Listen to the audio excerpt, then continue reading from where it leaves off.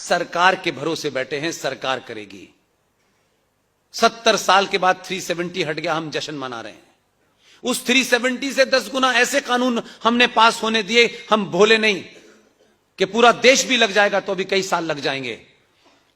और अगर इत्तेफाक से बीच में मोदी आना बंद हो गए तो फिर हम अपनी किस्मत को रोएंगे और फिर हम इसे गाली देंगे और फिर एक दिन मर जाएंगे।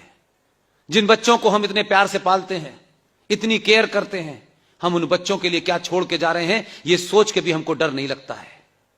बेटी इधर मत जाना, इधर खराब लोग रहते हैं, ये पानी मत पीना, ये गंदा पानी है, यहां ऐसा है वहां वैसा है, इसकी इतनी सुरक्षा करते हैं। लेकिन मरने के बाद ये नहीं सोचा कि वो जवान बेटी जब घर से निकलेगी तो उस इलाके में जो हम छोड़ के जा रहे हैं इतने जिहादी हैं कि हम उसकी इज्जत नहीं बचा पाएंगे। उसका इंतजाम हम आज भी नहीं करना चाहते, उसे नहीं करना चाहते, बात अलग है। उस बच्चे को भी सच नहीं बताना चाहते, कम से कम वो अपनी लड़ाई के कुछ साधन ढूंढ लेगा, वो भी नहीं बताना चाहते। हम बड़े पापी लोग हैं, हम जिम्मेदार हैं।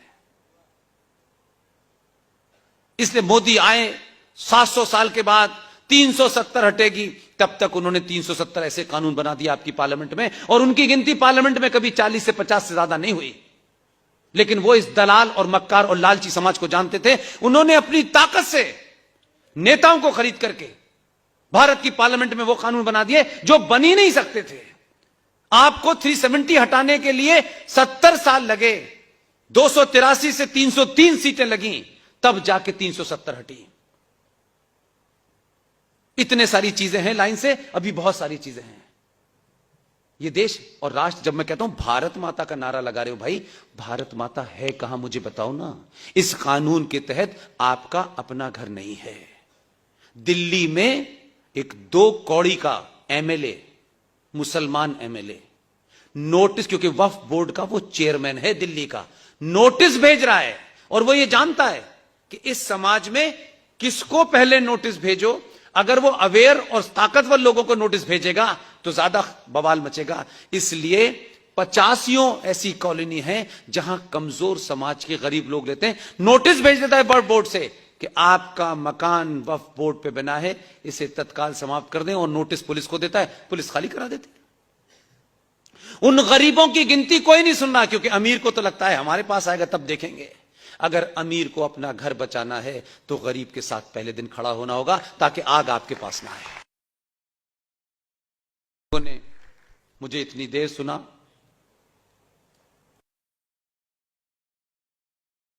पार्टियां, संगठन ये बनते बिगड़ते टूटते रहते हैं जीवन में। देश टूटता है, देश कभी कभी अपनी टूटे हुए टुकड़े को वापस भी ले लेता है। टूटे हुए टुकड़े को वापस लेने की चाह में जो अपना है उसे मत खो दीजिए। जो आपके पास है वो भी आपका नहीं है। इसलिए 1946 का नारा याद कीजिए। 1946 में नारा लगता था, मर मर के लेंगे पाकिस्तान, लड़ लड़ के लेंगे पाकिस्तान। मैं जिस विश्वविद्यालय में पढ़ा हूं, जहां पैदा हुआ हूं, वहां मेरे सामने नारा लगता था कि लड़ के लिया है पाकिस्तान, हंस के लेंगे हिंदुस्तान। वो नारा आज 2021 में एकदम सच साबित हुआ है। न वो लड़ रहे, न कुछ इन्वेस्ट कर रहे, न लोकसभा की चुनाव जीत के वहां अपनी गिनती बढ़ाना चाहते। उसने इस समाज की कमजोरियों को उठाया, और कोई पार्टी मुस्लिम चला रही है, कोई आदमी ब्राह्मण ठाकुर कुछ और बना रहा है। योगी को निपटाना है कि इसने ब्राह्मणों को मंत्री नहीं बनाया। योगी से इसलिए नाराज हैं, मोदी से इसलिए नाराज हैं। ये हजारों साल से आप कर रहे थे, आप फिर ये कर रहे हैं। अगर ईमानदार हैं तो आप ये मान के चलें कि जिस चीज के लिए आप कर रहे हैं, मोगी योगी कोई ना कोई आएगा, आता रहेगा।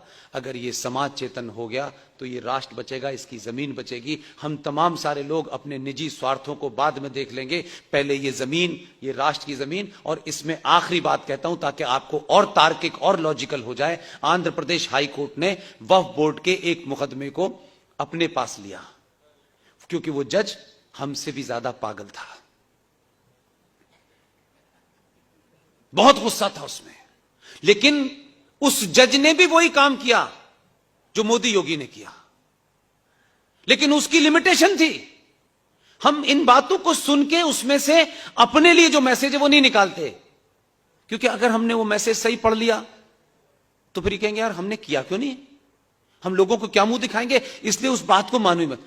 उस आंध्र प्रदेश हाई कोर्ट के जज ने एक सुनवाई डेलिबरेटली की और डेलिबरेट करके उसने यह कहा कि मैं इसको सुन नहीं सकता लेकिन मैं जानना चाहता हूं, और उसके तहत उसने सारे डॉक्यूमेंट निकलवाए। ये आंध्र प्रदेश हाई कोर्ट के जज का ऑब्जर्वेशन है, ये मेरा नहीं है। उसने कहा भारत की जो टोटल लैंड एरिया है उसमें सबसे ज्यादा जमीन रेलवे के पास है, दूसरे नंबर पर सबसे ज्यादा जमीन डिफेंस के पास है, तीसरे नंबर पर सबसे ज्यादा जमीन वक्फ बोर्ड के पास है। आप भारत माता की जय करें। इसीलिए पूछ रहा हूं, कहां है भारत माता? बताइए। इस 15 साल, 16 साल, 17 साल, 18 साल की जनरेशन के सामने आपको अपना मुंह नीचे गिरा के शर्म नहीं आती? हमको मिला था आधा भारत तो चलो ठीक है, समझ में आता था, लेकिन 70 साल में हमने इस देश का सौदा कर दिया और हम चुप बैठे हुए हैं। कितने लोगों को अमेरिका और लंदन भेज देंगे आप? कौन कौन जाएगा यहां से? उनके यहां भी स्थिति खराब हो गई है, लेकिन अभी भी हमारे दिमाग में यही घूम रहा है, घर अपना नहीं है और दुनिया की बात कर रहे हैं। एक एक घर आपके हाथ से निकल गया है। इसीलिए बंगाल में हो रहा है। वो पागल नहीं है कि बंगाल में कर रहे हैं, पंजाब में कर रहे हैं और कश्मीर में कर रहे हैं। आचार्य चाणक्य को भी अगर आपने पढ़ा होता, उस सीरियल को भी अगर आपने देखा होता, तो भी कुछ आपको समझ में आ जाता कि है क्या खेल ये।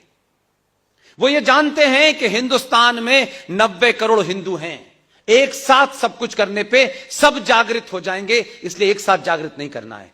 कश्मीर पाकिस्तान से लगता है, बंगाल बांग्लादेश से लगता है, पंजाब पाकिस्तान से लगता है। उन्होंने इन 3 स्टेट को टोटली डिसमेंटल कर दिया है। शेख हसीना जिनको टेररिस्ट बता रही थी, शेख हसीना जिनको रेडिकल कह रही थी, ममता ने उनसे कहा कि मेरे चुनाव लड़ाओ। ये पता नहीं आपको? कर्नल आर एस सिंह साहब रॉ के पूर्व डायरेक्टर हैं, बांग्लादेश में पोस्टेड थे। सारा का सारा वो रेडिकल एलिमेंट वो सब बंगाल बुला लिया उसने। ये बंगाल में जो कुछ हुआ है, आपने खबर पढ़ ली, 2-4 पढ़े लिखे उन्होंने वेबिनार कर लिया, कुछ ने फेसबुक लाइव कर लिया, बस खत्म हो गई कहानी। भंडारा करने का बड़ा शौक है हमें। अगर सही भंडारा करना होता तो बंगाल जाते हैं कि हम 50 लोग बंगाल जाएंगे। कोविड में तो जो हुआ सो हुआ, वहां तो कोविड ने नहीं, कुरान ने मारा है उन्हें। उनके पास कोई गया? झूठी मक्कारी भरी संवेदनाएं। और फिर यह कि सरकार क्यों नहीं कर रही? उन्होंने सरकार से पूछ के किया था। कश्मीर में सरकार से पूछ के 2500 कश्मीरी हिंदू पंडितों को मारा था। उन्होंने कहा कर दो, बाद में देखा जाएगा। हम देखने के लिए पैदा हुए हैं, अफसोस करने के लिए पैदा हुए हैं, सिर्फ ताली बजाते हैं हम। ये आखिरी चांस है, ये चांस मिलने वाला नहीं है। पहली बार दुनिया ने आपकी ताकत को देखा है, अगली बार ध्यान रखिएगा, आपसे मुकाबला करते वक्त जो आपकी सामूहिक शक्ति है उससे बड़ा हथियार इस्तेमाल होगा। इसलिए इस गलतफहमी में रहिए कि ये ऐसे ही रहेगा। वो ताकतें आपको दूसरी ज्यादा, आपसे ज्यादा ताकत का इंतजाम करके आपके मुकाबले पे खड़े होने जा रही हैं। और आपकी अगर यही कायरता ये रही तो मास लेवल पर वही होगा जो 16 अगस्त 1946 को बंगाल में डायरेक्ट एक्शन हुआ। वहां का मुख्यमंत्री शहीद हुसैन सोहरावर्दी ने बंगाल में पुलिस को 2 दिन की छुट्टी दे दी और पहला मुस्लिम लीग का डायरेक्ट एक्शन हुआ। सड़कों पर 10-10 दिन तक जवान जवान लड़कियों की लाशें, मर्दों की लाशें, 15,000 हिंदुओं को काटा। उसकी तस्वीरें गूगल पे अवेलेबल हैं। डायरेक्ट 16 अगस्त 1946 डायरेक्ट एक्शन बंगाल, सब कुछ मिल जाएगा। उन्होंने कभी अपने आप को नहीं शर्माया, यार ऐसा हो गया वैसा हो गया। और आज भारत में आपके आदमी ने 2002 करा, 90% हिंदू उसके विरोध में खड़ा था, उसके दुश्मन थे। मुझे उसमें समझ में आता है। हमारे समाज को अच्छा दिखना है। 2002 ना होता तो रात को यहां प्रोग्राम ना हो रहा होता। बहुत बहुत धन्यवाद। Thank you very much sir.